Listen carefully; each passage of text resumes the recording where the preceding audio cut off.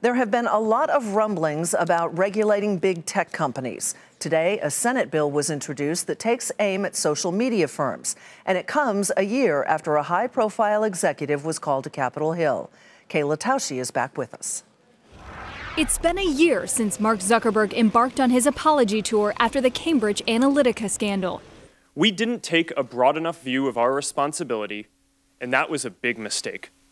And it was my mistake, and I'm sorry.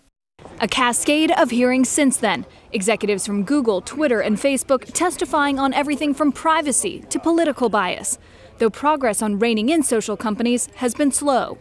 But today, Virginia Senator Mark Warner took another run at regulation, rolling out the first in a series of bills to challenge business as usual. Mark Zuckerberg put an editorial in the paper a week ago calling for more regulation. I think the platform companies are now going to have an opportunity to put their money where their mouth is to see whether they support this legislation and other approaches. The bill would ban a practice called dark patterns, where users are forced to share their data or opt into terms set by the company in order to use a product.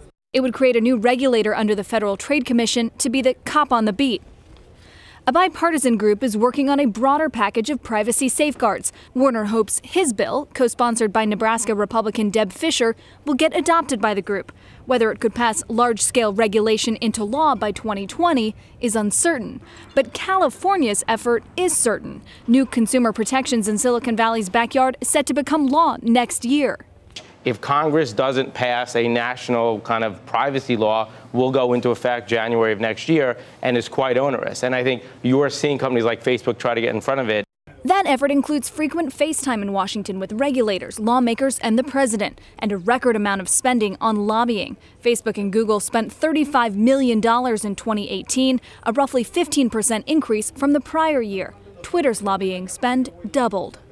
That money is to influence bills that have not been written, but the biggest cost could come from investigations at the Federal Trade Commission, the Department of Justice, and Housing and Urban Development that could levy massive fines on tech companies. For Nightly Business Report, I'm Kayla Tausche in Washington.